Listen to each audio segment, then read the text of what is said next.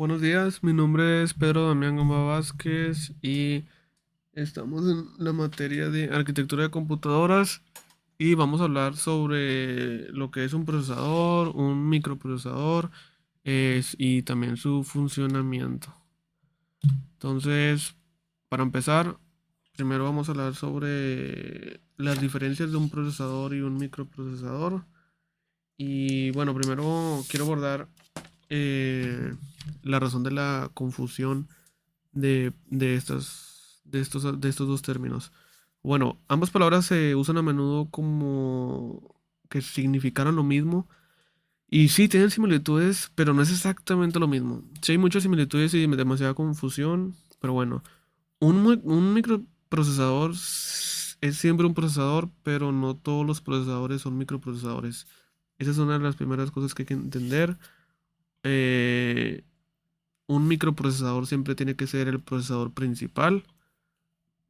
O sea, por ejemplo, en el ámbito de las computadoras hay distintos procesadores, pero siempre el microprocesador principal es el CPU, la unidad central de procesamiento. Su mismo nombre lo dice, entonces ese es un ejemplo, ¿verdad?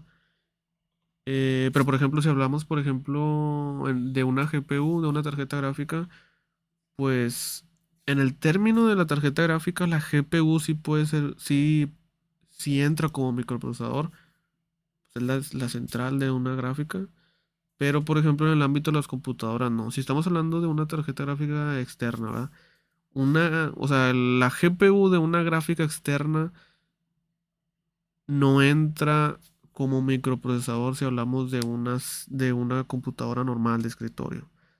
Pero por ejemplo,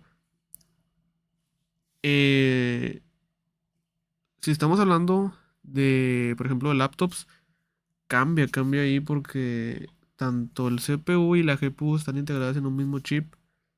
Entonces, la CPU y la GPU pueden ser consideradas microprocesadores en el ámbito de las laptops. Y sí, porque ambas vienen todo en un mismo chip. Esa es una de las características principales de un microprocesador, que todo el circuito viene integrado en un mismo chip. Entonces, sí hay mucha confusión, pero bueno, leyendo aquí ahora la presentación.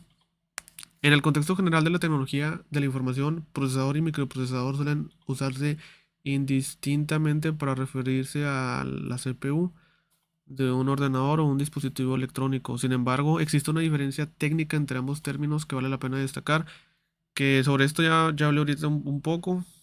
Entonces, vamos a la siguiente diapositiva. En conclusión, el uso como un procesador y microprocesador se refieren a la misma cosa. El cerebro de un ordenador o dispositivo electrónico que ejecuta instrucciones y realiza cálculos.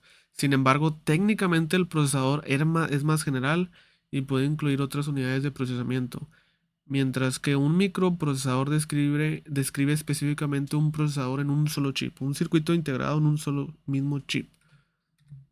Entonces aquí procesadores, ahora abarcando ya las definiciones como tal. Procesador, los procesadores son el núcleo de cualquier sistema informativo encargados de ejecutar instrucciones y llevar cálculos para realizar diversas tareas. Esta es una definición en general, ¿verdad? ¿Qué son? Conocidos como CPU, son el componente del hardware que realiza la mayor parte del procesamiento de datos en un sistema informático. Es responsable de ejecutar programas y gestionar operaciones de entrada y salida. Principales componentes de un procesador: la unidad de control, la unidad aritmética o la unidad lógica también se le conoce. También de componentes tienen los registros, la memoria caché. Ahora multinúcleo y paralelismo. Procesadores multinúcleo, que es algo que ya se ve hoy en día muchísimo, ya desde hace como unos 10 12 15 años. Significa que en lugar de tener un solo núcleo, los procesadores modernos tienen múltiples núcleos, lo que permite ejecutar múltiples procesos simultáneamente. Los procesadores con más núcleos son ideales para multitarea y aplicaciones que requieren muchísima más potencia de procesamiento. Entonces, los núcleos ayudan a la potencia de procesamiento, hace que sea más potente una computadora.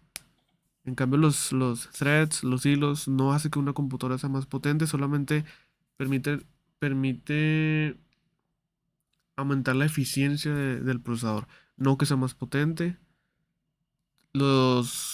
Los núcleos también ayudan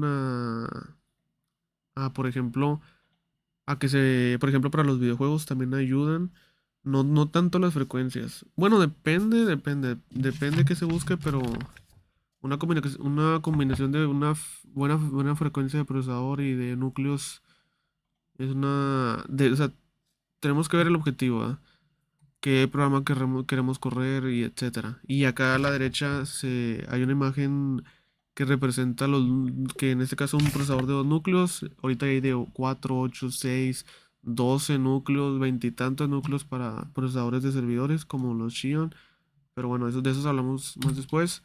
Fabricantes de procesadores, Intel, AMD y otros fabricantes como los procesadores de M1 y M2 de Apple.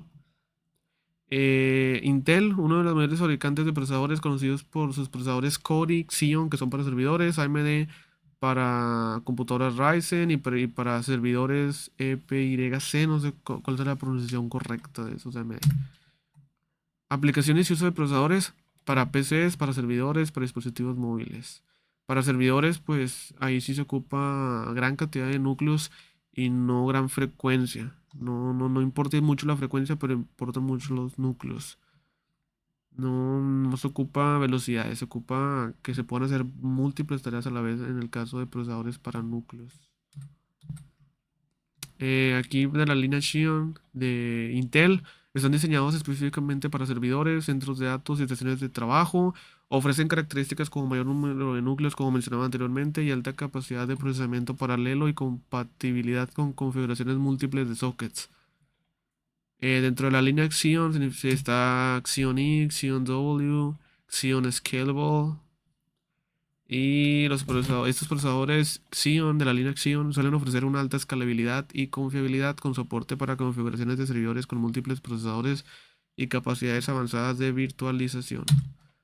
Ahora de la línea AMD, estos están diseñados para competir directamente con la línea Xeon de Intel.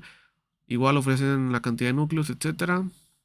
Una de las características principales son los precios competitivos en comparación con Intel, que es básicamente el rendimiento por precio, o sea, rendimiento por precio se refiere a que tiene un alto rendimiento por dólar. Y esta es una de las cosas por las que son muy atractivos para empresas y centros de datos que buscan una opción económica con alto rendimiento. Y hasta aquí es el final de mi presentación. Y nada, muchas gracias por ver.